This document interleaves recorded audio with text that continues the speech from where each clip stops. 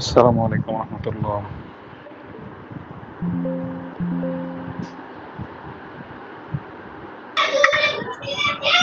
ওয়ালাইকুম। কি অবস্থা আপনাদের সবার? কেমন আছেন সবাই? আলহামদুলিল্লাহ স্যার, আপনি কেমন আছেন? আলহামদুলিল্লাহ। আপনাদের সাথে তো দুর্ভাগ্যজনকভাবে দেখাই হচ্ছে না। আমি তো ঢাকার বাইরে ছিলাম, আজকে আবার ঢাকাতে This is on one leg, and then suddenly, out of nowhere, this sport can still surprise us. The fight was over, but I guess it ain't over till it's over. Incredible comeback win. You saw he was kicking that front leg. পরীক্ষার routine পেয়েছেন আপনারা? জি sir. আমার সাবজেক্টটা কবে হচ্ছে পরীক্ষা আপনাদের? Sir 24 তারিখে হবে। 24? জি। আচ্ছা,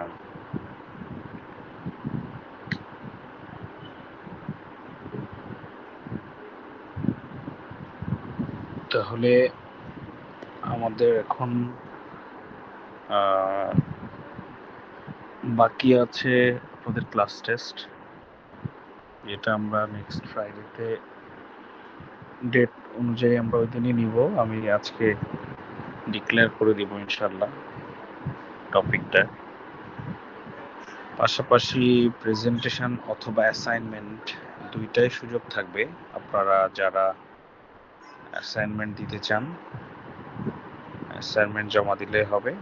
যদি কেউ মনে করেন আপনি প্রেজেন্টেশন দিবেন, সেক্ষেত্রে তাকেও আমি সময় দিব, এবং সেক্ষেত্রে তার অ্যাসাইনমেন্ট দিতে হবে না, অপশনাল। বাট এই দুটোর একটা আপনাকে অবশ্যই অ্যাটেন্ড করতে হবে। তো স্যার অ্যাসাইনমেন্ট কি হাতে লেখা হবে নাকি টাইপ করা? অ্যাসাইনমেন্ট তো হাতে লেখা হতে হবে। অ্যাসাইনমেন্ট অবশ্যই হাতে লেখা হতে হবে। আর অ্যাসাইনমেন্ট কেউ না দিতে চাইলে তার জন্য অপশন খোলা থাকবে 5 মিনিটের একটা প্রেজেন্টেশন।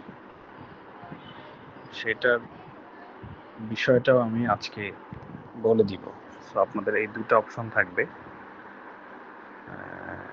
তবে আমাকে অ্যাসাইনমেন্টটা অবশ্যই নেক্সট ক্লাসে জমা দিতে হবে।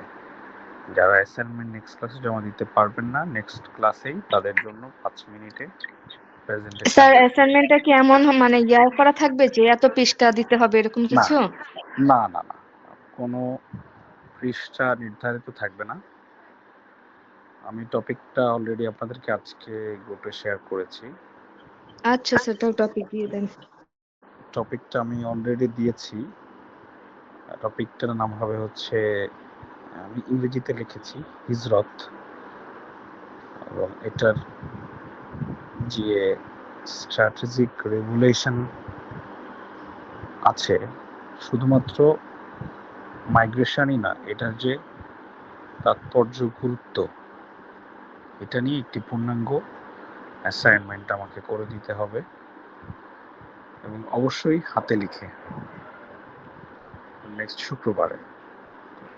যারা যারা পারবেন তারা তো ওয়েলকাম। এবং এটার পাশাপাশি আরেকটি অপশন হচ্ছে প্রেজেন্টেশন। 5 মিনিট সময় থাকবে। প্রেজেন্টেশনের টপিকটাও আমি বলে দিচ্ছি। প্রেজেন্টেশনের টপিক হচ্ছে রাসূল সাল্লাল্লাহু আলাইহি ওয়াসাল্লামের মক্কা পিরিয়ড। মক্কাতে যে সময়টুকু রাসূল পার করেছেন, এই মক্কা পিরিয়ডের উপরে 5 মিনিট বলবেন। এর মধ্যে আমি আলাদা করে কোনো সিলেক্ট করে দিচ্ছি না স্পেসিফিক, তাহলে কঠিন হয়ে যাবে। এই কারণে আমি পুরোটা দিয়ে দিচ্ছি। স্যার যারা অ্যাসাইনমেন্ট দিবে তাদের তো প্রেজেন্টেশন দিতে না, হবে না? অ্যাজ এ অ্যাসাইনমেন্ট দিলে তার জন্য প্রেজেন্টেশন দিতে হবে না। ঠিক আছে। তো যারা অ্যাসাইনমেন্ট দিচ্ছেন না বা দিবেন না, তাদের জন্যই আমি বলছি যে প্রেজেন্টেশনে আপনার মক্কা পিরিয়ডের মধ্যে আপনি নবুয়তের পর থেকে শুরু করে দাওয়াত এবং বয়কট, আবিসিনিয়ায় হিজরত, তায়েফ এবং ইসরা মিরাজ, এই পর্যন্ত যে কোনো অংশের আলোচনা বা সার্বিক একটা সারাংশ আপনারা বলতে পারেন। এই দুইটা অপশনের মধ্যে যে কোনো একটা আপনাকে চুজ করতে হবে, either assignment or presentation. Secondly আপনাদের নেক্সট শুক্রবারেই 20 মিনিটের সময়ের মধ্যে আমি একটা ক্লাস টেস্ট নিব ইনশাল্লাহ। ক্লাস টেস্টের বিষয়টা আপনারা এখন নোট করে নিতে পারেন, অথবা আমি মুখে বলে দিচ্ছি।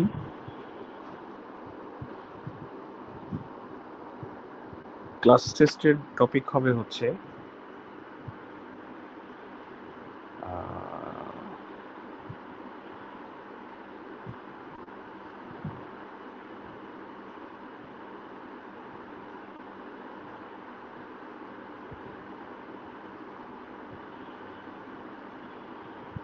ইসরা ও মিরাজ।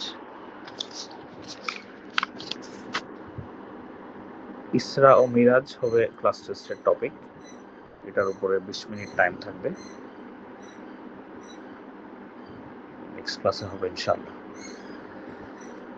তাহলে আর কোনো কোশ্চেন আছে ক্লাস টেস্ট, অ্যাসাইনমেন্ট বা প্রেজেন্টেশন নিয়ে?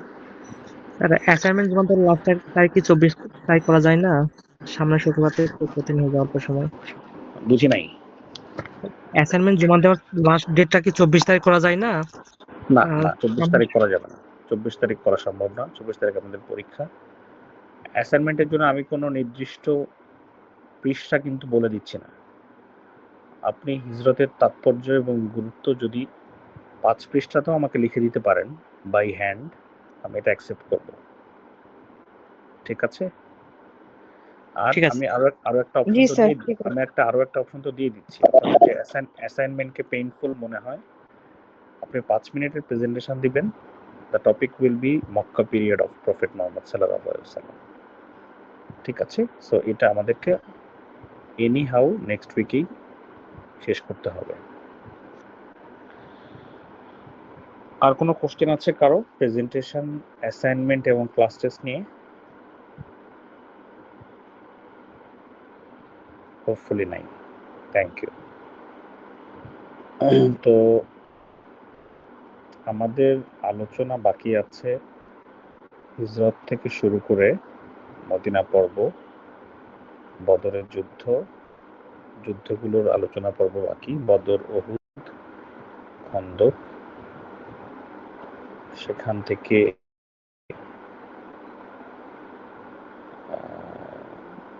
যুদ্ধের পরে ফাইনালি মক্কা বিজয়, রাসূলের ওফাত, রাসূলের জীবনী যেখানে শেষ হচ্ছে, এবং ফাইনালি আমাদের কোর্সের নাম যেটা, সেটা হচ্ছে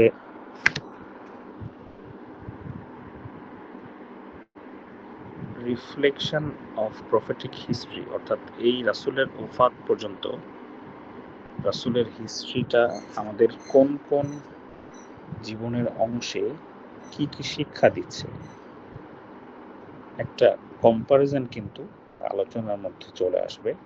প্রশ্নগুলো সেভাবেই করা হয়েছে, অর্থাৎ রাসূলের জীবনী থেকে আমরা আমাদের বাস্তবিক জীবনে, ব্যক্তিগত জীবনে বা পারিবারিক জীবনে আমরা কিভাবে শিক্ষাগুলো নিতে পারছি, রাসূলের আলোকিত জীবন থেকে আলো আমাদের জীবনে কিভাবে প্রতিফলিত হচ্ছে, এই কম্পারিজনটা কিন্তু থাকবে। তো এইটার জন্য আমার মনে হয় যে সব মিলিয়ে আজকের ক্লাসটার পরে আর একটা ক্লাস হলেই আমাদের আলোচনাটা আমরা শেষ করতে পারবো, যেহেতু আমাদের উইকেন্ড প্রোগ্রামে আমরা একদম ইন ডিটেইলে আলোচনা করতে পারি না, সেই সুযোগটা আমাদের থাকে না। তো সে কারণেই আমরা সিলেবাসটা যেভাবে সাজিয়েছি, তাতে আমাদের আর টোটাল আজকে সহ 2টো ক্লাসের মধ্যে আমাদের ইনশাআল্লাহ সিলেবাসটা কভার হয়ে যাচ্ছে। তো গতকাল তো আমাকে আপনারা বলেছিলেন যে আজকে বোধহয় আরেকটা ক্লাস আছে এই টাইমে, সে কারণে আমি আর যেহেতু আজকেই আমি ঢাকাতে ফিরেছি এবং সেটা সন্ধ্যার পর। তো আমি আপনাদের ক্লাস নেওয়ার জন্য প্রিপেয়ার ছিলাম না, যেহেতু আপনাদের ক্লাস আরেকটা ছিল, বাট লাকিলি যেহেতু সেই ক্লাসটা হচ্ছে না, আমাদের ক্লাসটা আজকে হয়ে যাবে ইনশাআল্লাহ। তবে সময়ের কিছুটা সংক্ষিপ্ততা আছে, আমি পুরোপুরি সময় বোধহয় আজকে দিতে পারবো না, একটু ব্যস্ততা আছে। আমরা সংক্ষেপে একটু আলোচনা করি।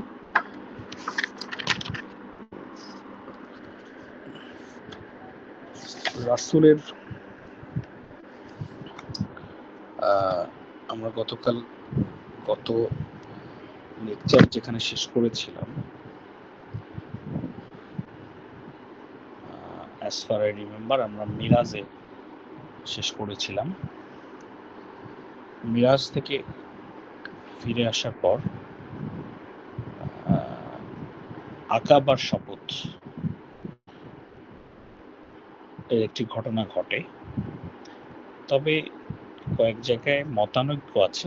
অনেকে বলছে আকাবার প্রথম শপথের ঘটনাটি মিরাজের আগেও হতে পারে, আবার কয়েক জায়গায় বলা হচ্ছে মিরাজের পরেও হতে পারে। সুতরাং আকাবার শপথ দুইবার হয়েছে, আকাবার প্রথম শপথ, প্রথম বায়াত, বা আকাবার দ্বিতীয় বায়াত।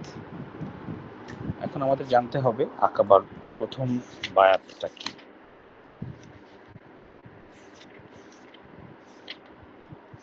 রাসূল সাল্লাল্লাহু আলাইহি ওয়াসাল্লাম যখন মক্কাতে বয়কটের শিকার হচ্ছিলেন, অত্যাচারের শিকার হচ্ছিলেন, নির্যাতনের শিকার হচ্ছিলেন,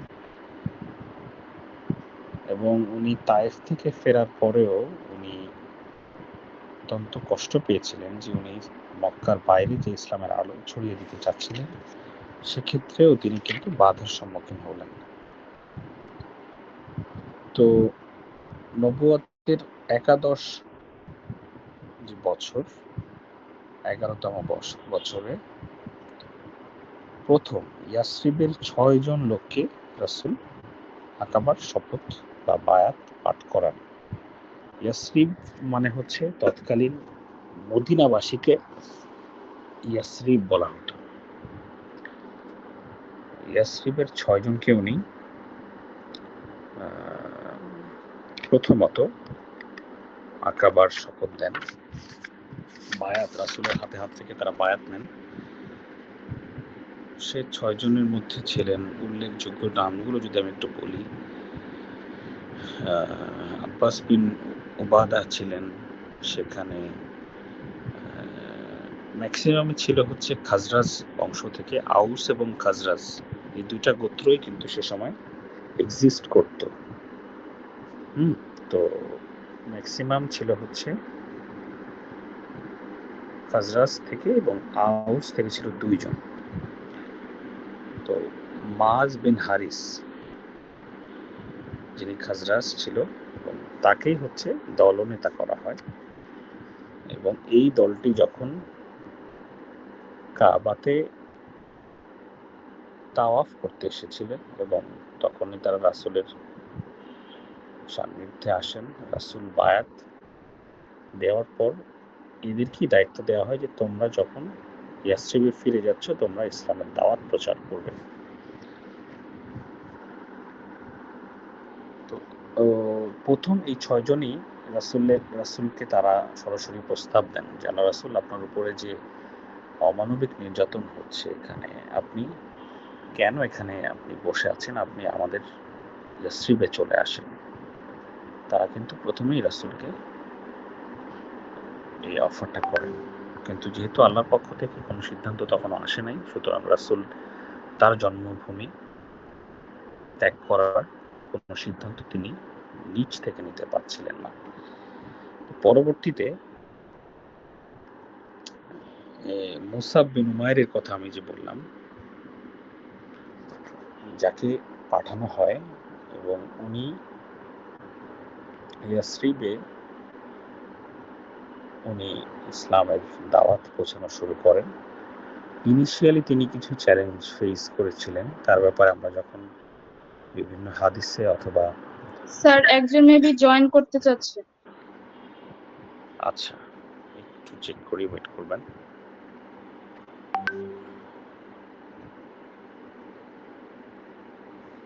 ঠিক আছে,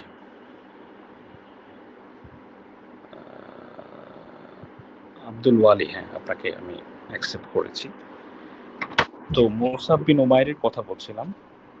উনি যখন মদিনাতে গিয়ে ইসলামের দাওয়াত প্রচার করা শুরু করেন, উনি সর্বপ্রথম হাদিসে এসছে আসাদ বিন জুরারার বাড়িতে উনি আশ্রয় নেন এবং সেখান থেকেই উনি অত্যন্ত বিচক্ষণতার সাথে ইসলামের দাওয়াত দেওয়া শুরু করেন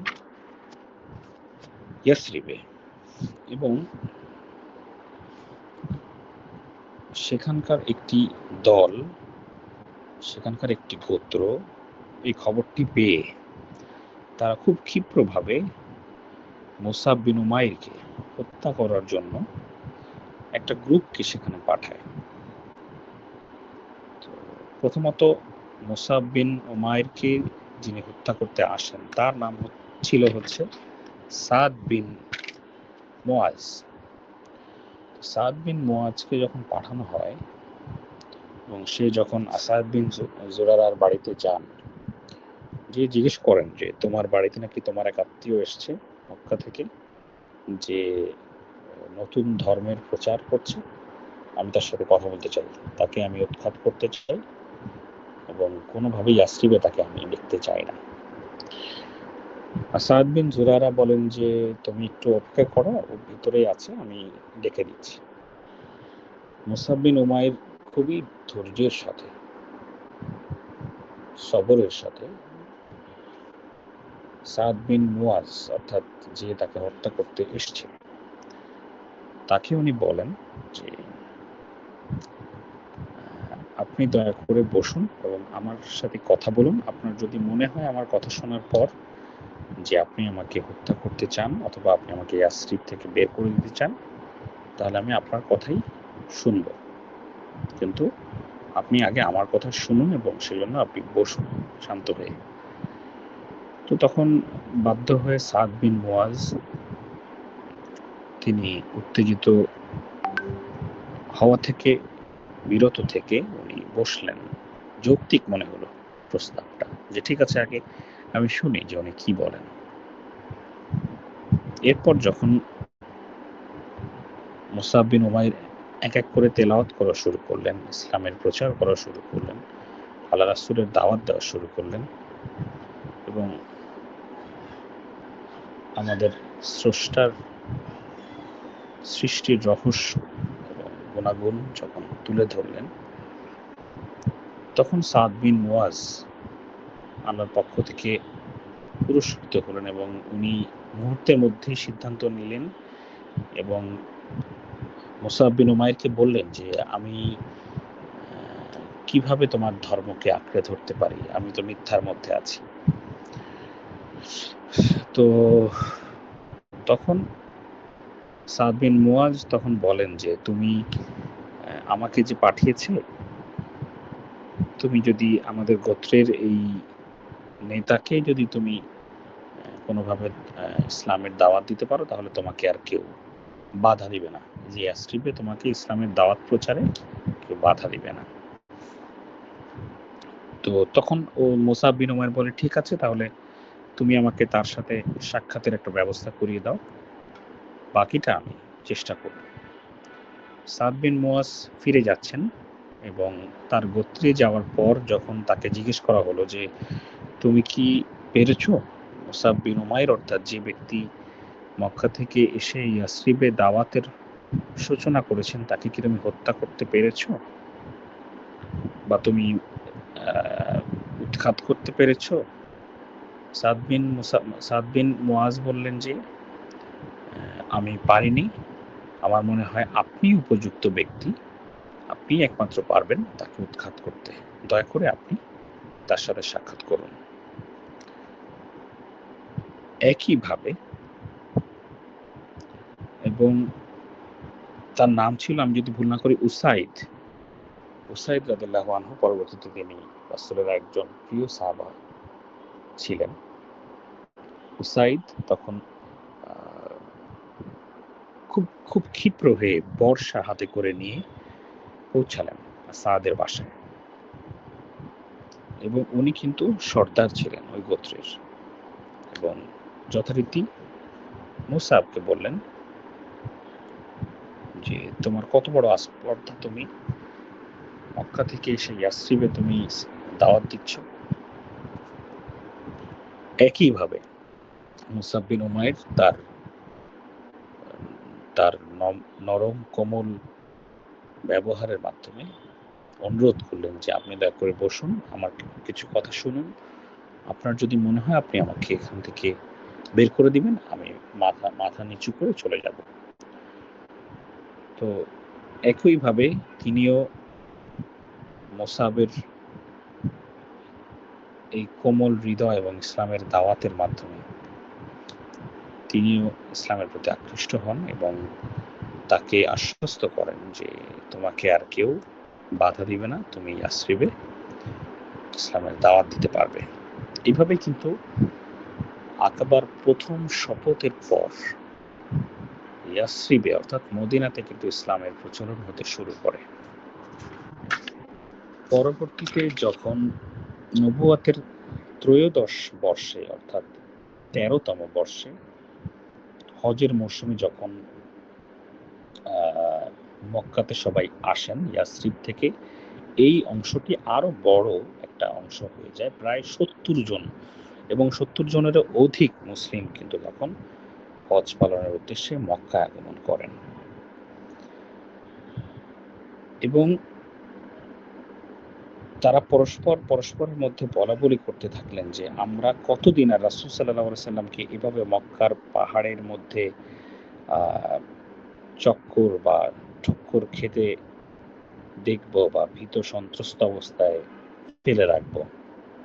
তারা রাসূলকে ইনসিস্ট করেন, আল্লাহ রাসূল আপনি আমাদের সাথে আসুন, আপনি মদিনায় ইসলামী রাষ্ট্র কায়েম করুন। তো আল্লাহ রাসূল সেকেন্ডবার প্রায় 70 জনকে উনি শপথ দেন, বায়াত দেন।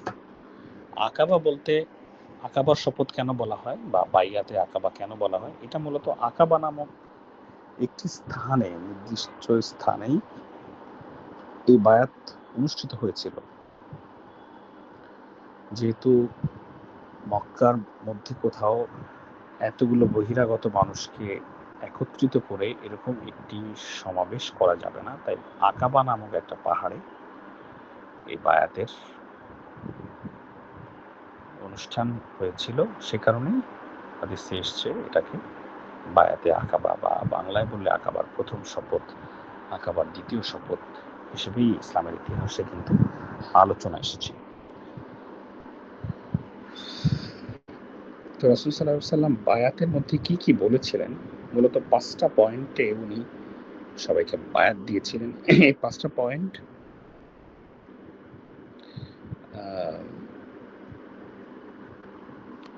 আমরা ছোট করে একটু আপনাদেরকে বলতে চাই।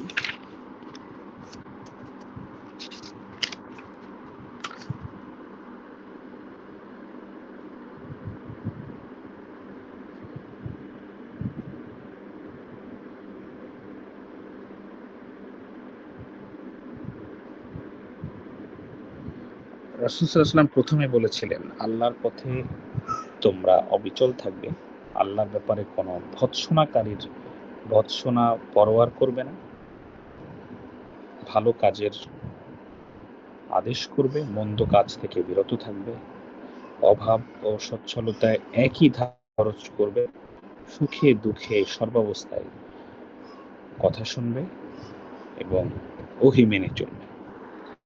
এই বেসিক জায়গা থেকে কিন্তু আল্লাহ রাসূল বায়াত দিয়েছিলেন, এবং পাশাপাশি উনি বলেছিলেন যখন আমি তোমাদের নিকট হিজরত করতে যাব তখন আমাকে সাহায্য করবে, এবং যেমনভাবে আপন জানমাল ও সন্তানদেরকে হেফাজত করেছো সেভাবেই তোমরা আমাকে হেফাজত করবে, এবং এই সকল কাজের মধ্যেই তোমাদের জন্য রয়েছে আল্লাহর জান্নাত। তো এই মূল 5টা পয়েন্টের মধ্যে বেস করে কিন্তু বায়াতগুলো আল্লাহ রাসূল দিয়েছিলেন কাদেরকে, আকাবার শপথে যারা অংশ নিয়েছিল। এইভাবেই কিন্তু দুটো বড় গ্রুপ রাসূলের কাছ থেকে বায়াত নিয়ে তারা ইয়াসরিবে ফিরে যায় এবং তারা দাওয়াতি কাজের মধ্য দিয়ে রাসূলের হিজরতের পূর্বেই মদিনাতে একটি বিশাল সংখ্যা নিয়ে সদস্য নিয়ে তারা কিন্তু প্রস্তুত হতে থাকেন রাসূলের আগমনের জন্য। তো ধারণা করা হয় রাসূলের আগমনের পূর্বেই অন্তত 150 থেকে 200 মানুষ ইসলাম ধর্ম গ্রহণ করেছে, এটা ধারণা করা যায় রাসূলের আগমনের পূর্বেই। ওখানে একটা অবস্থা তৈরি হয়ে যায়। পরবর্তীতে যখন আল্লাহর পক্ষ থেকে ওহী নাজিল হয় রাসূলের উপর, মক্কা তার পবিত্র প্রিয় জন্মভূমি ফেলে মদিনাতে হিজরত করার জন্য অনুমতি যখন আল্লাহর পক্ষ থেকে আসে, তখন আল্লাহ রাসূল তার সকল সাহাবাদেরকে একে একে উনি মদিনাতে হিজরত করার জন্য সবাইকে আহ্বান জানাতে থাকেন। এক্ষেত্রে সর্বপ্রথম যিনি মুহাজির ছিলেন, মুহাজির আমরা কাদেরকে বলছি? মুহাজির হচ্ছে যারা হিজরতের জন্য মক্কা থেকে মদিনায় যাচ্ছেন, তাদেরকে আমরা মুহাজির বলছি। সর্বপ্রথম মুহাজির কে ছিলেন? আবু সালামা। আবু সালামা রাদিয়াল্লাহু আনহু ছিলেন প্রথম মুহাজির। এবং তার ছোট করে একটু তার ঘটনাটা বলি। তিনি যাচ্ছিলেন মূলত তার স্ত্রী এবং ছেলে মেয়েদেরকে সাথে নিয়ে, কিন্তু মক্কার কুরাইশরা যখন খবর পেলেন যে মুহাম্মদ সাল্লাল্লাহু আলাইহি ওয়াসাল্লাম সবাইকে ডিক্লেয়ার করেছেন মদিনাতে হিজরত করার জন্য, এই খবর পাওয়া পর্যন্ত পরেই মুশরিকরা বাধা দেওয়া শুরু করলো, অত্যাচার করা শুরু করলো যথারীতি, এবং আবু সালামার কাছ থেকে তার স্ত্রী এবং সন্তানদেরকে ছিনিয়ে নিল। বলল, তুমি যদি যেতেই চাও তোমাকে একলা যেতে হবে, তোমার স্ত্রী মক্কার আদিবাসী, তাকে আমরা কোনোভাবেই তোমার কাছে দিব না, হয় তুমি একলা যাবে না হয় তুমি থেকে যাবে। স্ত্রী সন্তানদেরকে ছাড়াই আবু সালামা একা একা কিন্তু হিজরত করলেন। এবং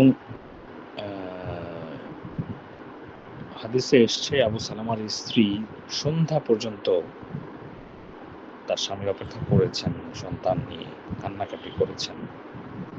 প্রায় 1 বছর তারা বিচ্ছিন্ন ছিল। প্রায় 1 বছর পর অবশেষে আবু সালামা পুনরায় মক্কাতে এসে তার স্ত্রীকে নিয়ে যায়। তাহলে প্রথম মুহাজির ছিলেন আবু সালামা। তো আল্লাহ রাসূল সাহাবাদেরকে আগেই মুভ করতে বলেন। তো ম্যাক্সিমাম সাহাবারাই যাওয়ার সময় অত্যাচারের শিকার হন, তারপরেও তারা অত্যাচার সহ্য করে তারা মদিনায় হিজরত দেওয়া শুরু করেন।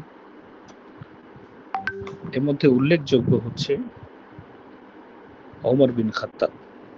ওমর বিন খাত্তাব রাদিয়াল্লাহু আনহুর ব্যাপারে আমরা একটু বলতে চাই, কারণ অন্যান্য সাহাবীরা যেভাবে অত্যাচারের মধ্যে, নির্যাতনের মধ্যে হিজরত করেছেন, গোপনে লুকিয়ে রাতের মধ্যে হিজরত করেছেন, ওমর বিন খাত্তাবের ব্যাপারটাই ছিল অন্যরকম। ওমর বিন খাত্তাব যখন হিজরতের পরিকল্পনা করেন, তিনি যথারীতি হাক ডাক পিটিয়ে, যেটাকে বলে, একদমই সবাইকে জানিয়ে রেডি হয়ে ব্যাগ গুছিয়ে কাবার পাশে নামাজ আদায় করে দোয়া করে সবাইকে উদ্দেশ্য করে তিনি ঘোষণা দিয়েছিলেন যে আমি আল্লাহ রাসূলের নির্দেশে হিজরত করে মদিনায় যাচ্ছি। এবং তিনি হুমকি দেন যে কারো যদি সাহস থাকে তার পথে বাধা হয়ে দাঁড়াতে সে যেন হাত তোলে। তো এইভাবে অত্যন্ত সাহসিকতার সাথে কিন্তু ওমর বিন খাত্তাব হিজরত করেন। তো যেটা বলছিলাম, ফাইনালি একে একে ম্যাক্সিমাম সাহাবারা যখন চলে যেতে থাকলেন, তখন কুরাইশরা চক্রান্ত করার জন্য তাদের যে তৎকালীন সংসদ ব্যবস্থা ছিল সেটাকে বলা হতো দারুন নাদওয়া। আমি বোধহয় প্রথম ক্লাসে বলেছিলাম দারুন নাদওয়ার কথা, যেটা হচ্ছে সংসদ ব্যবস্থা। সেখানে কুরাইশদের একটা অধিবেশন হয়। কি কি অধিবেশন হয়? চক্রান্ত করা হয়, এমন একটা অকাট্য পরিকল্পনা তারা তৈরি করে যেন ইসলামের পতাকাবাহী আমাদের প্রিয় নবী মুহাম্মদ সাল্লাল্লাহু আলাইহি সাল্লামকে তারা হত্যা করতে পারে। তারা যেন কোনোভাবেই তাকে মক্কা থেকে ট্রান্সফার করে মদিনাতে যাওয়ার সুযোগ করে না দেয়। অন্যায়ভাবে হত্যার সিদ্ধান্ত কিন্তু তারা নিয়ে ফেলে, এবং সেখানে অনেকেই ছিল। সেখানে আবু জাহেল ছিল, জুহাইর বিন মুতঈম ছিল, শাইবা বিন রাবিয়া ছিল, উতবা বিন রাবিয়া ছিল, আবু সুফিয়ান ছিল, তারপর হচ্ছে আবুল বাখতারি বিন হিশাম ছিল, নুবাই বিন হাজ্জাজ ছিল, উমাই বিন খালফ ছিল।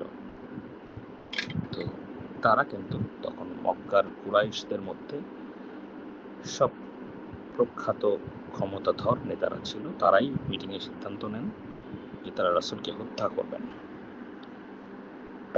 তো এরপর আমরা তো জানি যে রাসূলের হিজরতটা আসলে কিভাবে হয়েছে।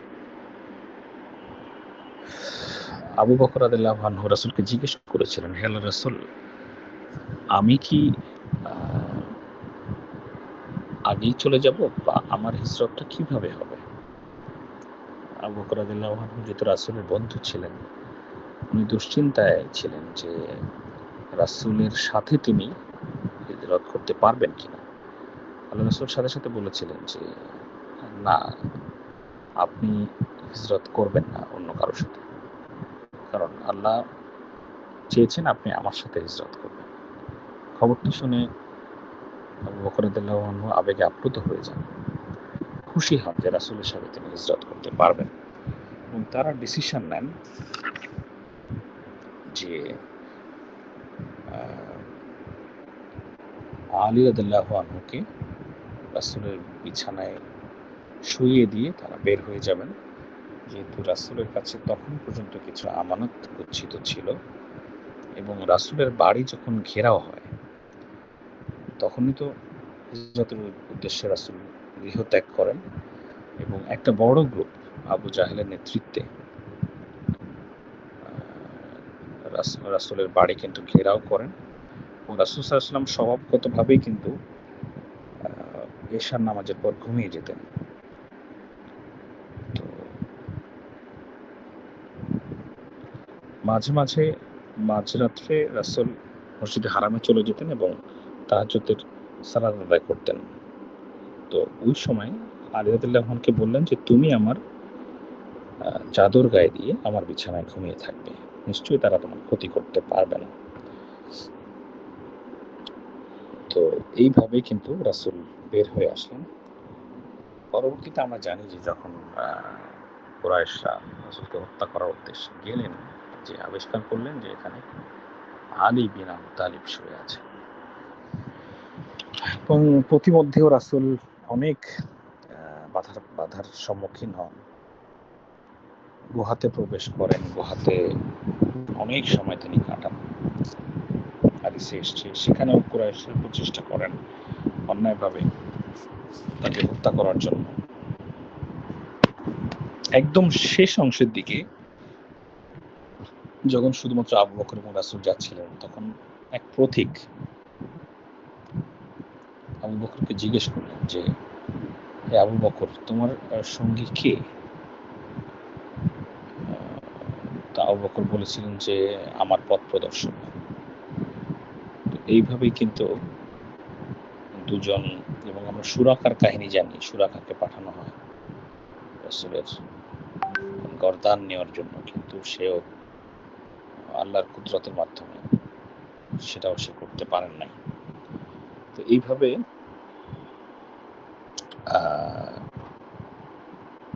সাউর গুহা পার হয়ে মাকড়সার জাল, কবুতরের বাসা, ছোটবেলায় আপনারা সবাই গল্পগুলো পড়েছেন, আমি এত ডিটেলস যাচ্ছি না। তো 3 দিন তারা কিন্তু সে গুহার মধ্যে ছিল, এবং সেখানে হাদিসে এসছে আসমা বিনতে আবু বকর, অর্থাৎ আবু বকরের যে মেয়ে, সেখানে খাবার পৌঁছে দিতেন। এবং শেষ দিন মদিনায় পৌঁছান। রাসূল প্রথমে যখন মদিনাতে এন্ট্রি করেন তখন খুব চমৎকার একটা দৃশ্যের সৃষ্টি হয়। রাসূল যেখানে গিয়ে থামেন, রাসূলের উট যেখানে গিয়ে থামে, সেখানে মসজিদে কুবা প্রতিষ্ঠা হয়। পরবর্তীতে মসজিদে নববী সেখানে নির্মাণ করা হয়েছে। তাহলে হিজরতের একটা অন্যরকম গুরুত্ব কিন্তু রয়েছে। প্রথম গুরুত্ব কি? প্রথম গুরুত্ব হচ্ছে ইসলামী রাষ্ট্র প্রতিষ্ঠা করার জন্য মদিনায় হিজরত করা, আল্লাহর যে হুকুম, সব থেকে বড় উদ্দেশ্য ছিল ইসলামী রাষ্ট্র প্রতিষ্ঠা করা, যেটা মক্কাতে সম্ভব হচ্ছিল না। মদিনায় আল্লাহ রাসূলকে সে কারণে নিয়ে গেলেন। দ্বিতীয়ত ভ্রাতৃত্ব প্রতিষ্ঠা করা, অর্থাৎ মক্কা থেকে যারা আসলেন মুহাজির এবং মদিনার যারা মুসলিম, অর্থাৎ আনসার বলা হতো যাদেরকে, এই দুই গ্রুপের মধ্যে কিন্তু ভ্রাতৃত্ব গড়ে ওঠে চমৎকারভাবে। হাদিসের মধ্যে এসছে মুসলমানদের যে ভাই ভাই, মুসলমানদের সৌহার্দ্য কত চমৎকার হতে পারে, এটা কিন্তু হিজরতের ফলাফল এবং গুরুত্বের মধ্যে আলোচনায় চলে আসে। তৃতীয়ত সংবিধান প্রণয়ন, মদিনা সনদ কিন্তু তৈরি হয়, যেটা পৃথিবীর প্রথম লিখিত সংবিধান। হিজরতের কারণেই কিন্তু মদিনা সনদের মতো একটি সনদ আল্লাহ রাসূলের মাধ্যমে এসেছে। চতুর্থত ধর্মীয় স্বাধীনতা কিন্তু আমরা দেখতে পাই। মুসলিমরা স্বাধীনভাবে তাদের যে ইবাদত বন্দেগী আছে, নামাজ, রোজা, যাকাত পালন করতে পারে। তাহলে এই হচ্ছে রাসূলের হিজরত। এইভাবে উনি চলে আসলেন। পরবর্তীতে আমরা জানি যে সেখানে ইসলামী রাষ্ট্র কিভাবে গঠন হলো, এবং পাশাপাশি মুশরিকদের, কুরাইশদের বারবার চক্রান্ত, যুদ্ধের প্রস্তাব, কূটনৈতিক ষড়যন্ত্র, এগুলো তো চলতেই থাকলো। আবু সুফিয়ানকে তারা বারবার পাঠাতেন। আবু সুফিয়ান তখন মুশরিকের ভূমিকায় ছিল। সে তখন মদিনায় আসার পর রাসূলকে বলতেন যে আমি কুরাইশদেরকে পছন্দ করি না, আমি আপনার ইসলাম ধর্মকে পছন্দ করি, আমি ইসলামকে কবুল করতে চাই। এগুলো বলে তিনি রাসূলের সহচর্য হয়ে থাকতেন, এবং আবার তখন যখন মক্কায় ফিরে যেতেন তখন তিনি খবর পাস করতেন, কতটুকু মুসলমানদের অগ্রগতি হয়েছে সেগুলো উনি পাস করতেন। এরপরই কিন্তু বদর যুদ্ধের মতো ঘটনা ঘটে। তো বদর যুদ্ধের কি 3টা কারণ ছিল মূলত। এক হচ্ছে কুরাইশরা মুসলমানদের সম্পদ দখল করেছিল, যেটার কারণে মূলত গন্ডগোলটা শুরু হয়। দ্বিতীয়ত হচ্ছে মুসলমানদের ধ্বংস করে ফেলার, নিশ্চিহ্ন করে ফেলতে যাওয়ার যে ইচ্ছা, সেটা বারবার তারা দেখাচ্ছিল। এবং তৃতীয় হচ্ছে আবু সুফিয়ান, যার কথা বলছিলাম, আবু সুফিয়ানের বাণিজ্য কাফেলা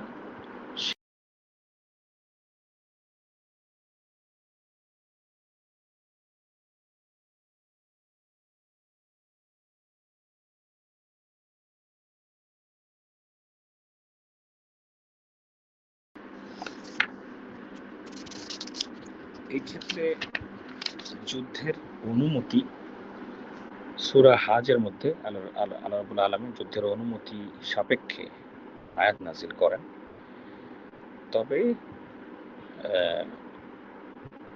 কি সাপেক্ষে যুদ্ধ করা যাবে সেটা সরাসরি আল্লাহ রাব্বুল আলামিন কয়েকটা বিষয় আলোকপাত করেছেন। যেরকম মক্কার কুরাইশ মুশরিকদেরকে যুদ্ধরত গণ্য করা, কেননা তারাই প্রথম শত্রুতা আরম্ভ করলো, তাদের সঙ্গে যুদ্ধ করা মুসলমানদের পক্ষে আবশ্যক হয়ে পড়েছে। এবং অন্যান্য মুশরিক ছাড়া তাদের ধন সম্পদকে বাজেয়াপ্ত করাও জরুরি হয়ে পড়ে। দ্বিতীয়ত বলা হয় যে ওদের সঙ্গে যুদ্ধ করা যারা আরবের সকল মুশরিক কুরাইশদের সঙ্গে মিলিত একত্রিত হয়। তৃতীয়ত বলা হয় যেসব ইহুদিদের সঙ্গে যুদ্ধ করা যারা রাসূল সাল্লাল্লাহু আলাইহি ওয়াসাল্লামের সঙ্গে সন্ধি ও প্রতিশ্রুতি থাকা সত্ত্বেও খেয়ানত করেছে এবং মুশরিকদের সঙ্গে জোটবদ্ধ হয়েছে বা অঙ্গীকার ভঙ্গ করেছে।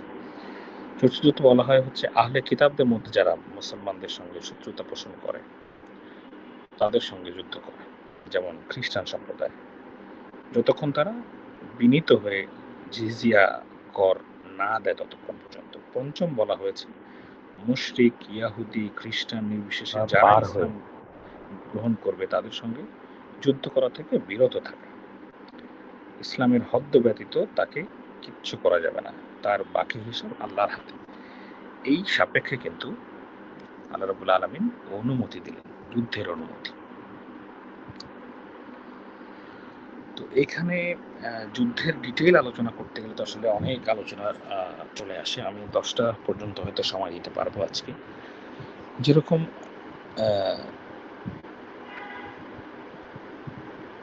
যুদ্ধের কয়েকটা পরিকল্পনা রাসূল যেরকম নেন, সারিয়াতু সিফিল বহর, দুটো বহর ছিল।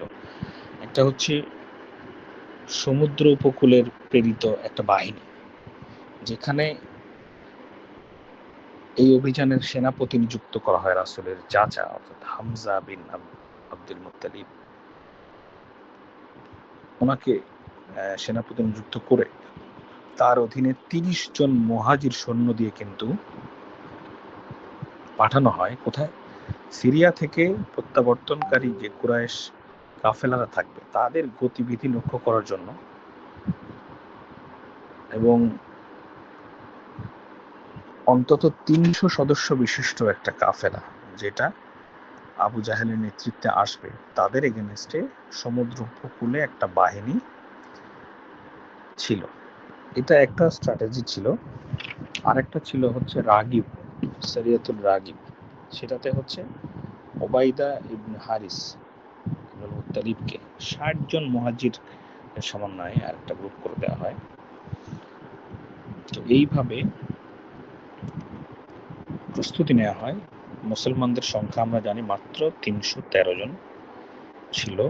অস্ত্র খুবই সামান্য অস্ত্র ছিল, এবং কুরাইশদের আমরা জানি যে 1000 বলা হয় যে 1000 জন অন্তত ছিল আর কি। উন্নত অস্ত্র ছিল, প্রচন্ড অহংকার ছিল, কিন্তু মুসলমানদের মনোবল ছিল কিন্তু দৃঢ়। তো নেতৃত্ব দিয়েছিলেন কে? হযরত মুহাম্মদ সাল্লাল্লাহু আলাইহি ওয়াসাল্লাম। যুদ্ধের আগে রাসূল সাল্লাল্লাহু আলাইহি ওয়াসাল্লাম দীর্ঘ দোয়া করেন, সাহাবীদের জন্য হাত তুলে দোয়া করেন। সাহাবীদের অনেক ইন্ডিভিজুয়াল কাহিনী আছে, প্রত্যেকের স্যাক্রিফাইস করে যুদ্ধের ময়দানে এসেছেন। অনেক সাহাবীদের হৃদয় বিদারক বর্ণনা আছে, আমরা সেগুলো আলাদা করে তুলে ধরলে ক্লাসের পর ক্লাস চলে যাবে। তো দ্বন্দ্ব দিয়ে যুদ্ধ শুরু হয়, 3 জন করে, হামজা, আলী। এরপর পূর্ণাঙ্গ যুদ্ধ শুরু হয়, এবং আমরা জানি যে ফেরেশতারা কিন্তু সরাসরি আল্লাহর ইশারায় মুসলমানদেরকে সাহায্য করেছেন। আমরা যদি একটু ফলাফল নিয়ে আলোচনা করি, 70 জন কাফের কিন্তু নিহত হয়, 70 জন বন্দী হয় এবং মুসলমানদের বিজয় হয়। তাহলে কি হলো? 70 জন কাফের বলা হচ্ছে নিহত হয়, 70 জন বন্দী হয়, মুসলমানদের বিজয় কিন্তু হয়। বদর যুদ্ধের ফলাফল বা বদর যুদ্ধের যে গুরুত্ব, সেটা হচ্ছে ইসলামের প্রথম বিজয়। আমরা পরবর্তীতে সুযোগ থাকলে আরো ডিটেল আলোচনা করব, কিন্তু আজকে শেষ করে দিতে হচ্ছে। মুসলমানদের প্রথম বিজয় এবং মুসলমানদের যে আত্মবিশ্বাসটা, সেলফ কনফিডেন্সটা যে বাড়িয়ে দেয়, যে তোমরা সংখ্যাটাই তোমাদের কাছে বড় না, তোমরা যে আল্লাহর প্রিয় মানুষ, তোমরা যে তোমাদের মনোবল দৃঢ় করেছো, তোমরা আল্লাহর উপর তাওয়াক্কুল করেছো, এটাই তার পুরস্কার। রাজনৈতিক শক্তি কিন্তু বৃদ্ধি হয়। দ্বিতীয়ত, মদিনায় রাজনৈতিক শক্তির বৃদ্ধি, মুসলমানদের অবস্থা কিন্তু শক্তিশালী হয়ে ওঠে। তৃতীয়ত, আল্লাহর সাহায্যের প্রমাণ, আল্লাহ যে সবসময় তাদের সাথে আছে, আল্লাহ যে সবসময় মুসলমানদের সাথে আছে। কম সংখ্যা হয়েও যে বিজয় লাভ করা যায়, এটার মধ্য দিয়ে এটা প্রমাণিত হয়। তাহলে এই হচ্ছে সংক্ষেপে আমরা বদর যুদ্ধের আলোচনা করলাম।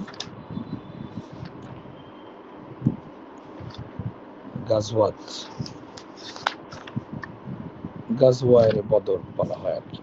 তো এর বেশি আলোচনা করতে গেলে অনেক সময় লাগবে, এখানে অনেক ডিটেল আলোচনা আছে বইয়ের মধ্যে। আমাদের যেটা টেক্সট বই রাহিকুল মাখতুম, সেখান থেকেই আমি ছোট করে ফেলেছি আলোচনাগুলো।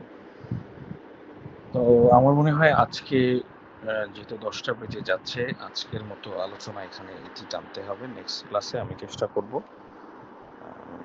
উহুদ এবং খন্দকের যুদ্ধের ব্যাপারে আরেকটু ডিটেল আলোচনা করার জন্য, আর বদর থেকে যদি কিছু উল্লেখযোগ্য আরো কিছু আলোচনা করার দরকার হয় সেটাও আমি নেক্সট ক্লাসে করবো ইনশাআল্লাহ। পাশাপাশি মদিনার আরো কিছু উল্লেখযোগ্য ঘটনা, আল্লাহ রাসূলের ধৈর্য, সবর এবং ইসলামের বিপ্লবের সময়কার ঘটনা, মদিনা সনদ এবং মক্কা বিজয়ের গল্প ইনশাআল্লাহ আমরা করব। আজকে আমার মনে হয় এই পর্যন্ত আমরা আলোচনা রাখতে পারি। আর মূলত সামনের ক্লাসের জন্য আপনাদের বেশি প্রিপারেশন নিতে হবে। সামনের ক্লাসে একসাথে কয়েকটা বিষয় হয়ে যাচ্ছে। যারা অ্যাসাইনমেন্টগুলো জমা দিতে পারবেন তাদের উদ্দেশ্যে আবার বলে দিচ্ছি, আপনাদের জন্য কোনো নির্দিষ্ট পৃষ্ঠা নেই, তবে নির্দিষ্ট করে বলতে গেলে আপনাদেরকে অবশ্যই হাতে লিখতে হবে। হাতে লিখে আপনাদেরকে অ্যাসাইনমেন্ট দিতে হবে, যার বিষয় হচ্ছে হিজরত। আমি গ্রুপে দিয়েছি, বিষয়টা লিখে নেবেন। যারা এটাকে কঠিন মনে করবেন তাদের জন্য অ্যাসাইনমেন্টের পরিবর্তে প্রেজেন্টেশনের সুযোগ থাকবে, যার টপিক হবে মক্কা পিরিয়ড, যেটার উপরে আপনি 5 মিনিট বলতে পারবেন। এই গেল হচ্ছে অ্যাসাইনমেন্ট বা প্রেজেন্টেশন। পাশাপাশি ক্লাস টেস্ট থাকবে। ক্লাস টেস্টের বিষয় হচ্ছে ইসরা এবং মিরাজ, অর্থাৎ রাসূলের মক্কা জীবনের একটা উল্লেখযোগ্য ঘটনা। ইসরা এবং মিরাজ সম্পর্কে 20 মিনিটের সময় নিয়ে আপনাদেরকে ক্লাস টেস্ট নেওয়া হবে ইনশাআল্লাহ নেক্সট ক্লাসে। তো এই জন্য নেক্সট ক্লাসের প্রিপারেশনটা আপনারা নেবেন বেশি বেশি। পাশাপাশি আমরা একটি ফিজিক্যাল ক্লাস এবং একটি অনলাইন ক্লাস আরও যেহেতু আমরা পাবো, তো আমরা ইনশাআল্লাহ সিলেবাস শেষ করব ইনশাআল্লাহ, অসুবিধা নেই। তো আর কারো কোনো কোশ্চেন বা কোনো কিছু জানার আছে কিনা?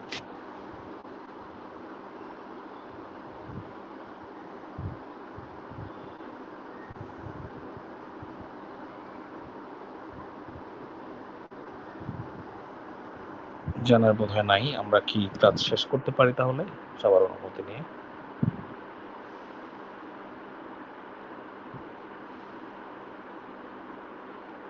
আপনারা কি সবাই আছেন নাকি জয়েন করে সবাই যে যার মতো চলে গেছেন?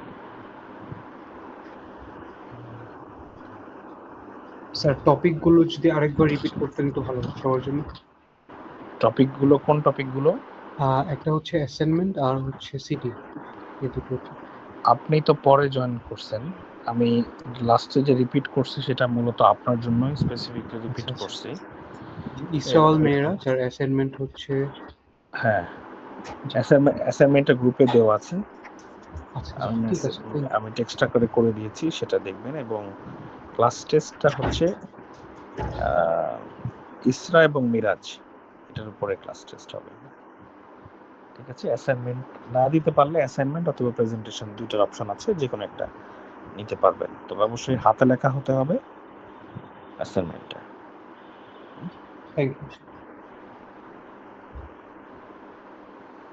ঠিক আছে, আর কারো কোনো কোশ্চেন?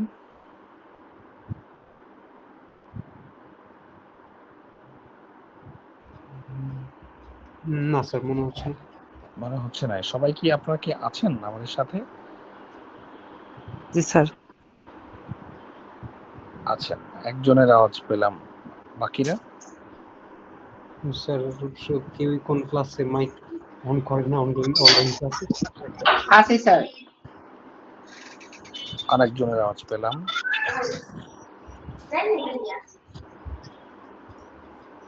অনলাইন ক্লাসে আসলে বোঝা কঠিন যে সবাই আমাদের সাথে থাকছে নাকি পাশাপাশি আরো অনেক কাজ করছে।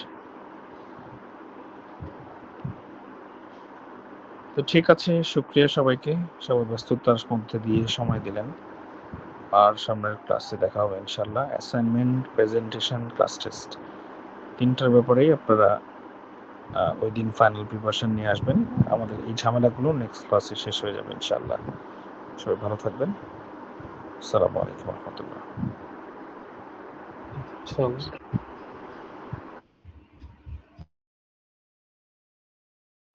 পড়তে বসো সবাই।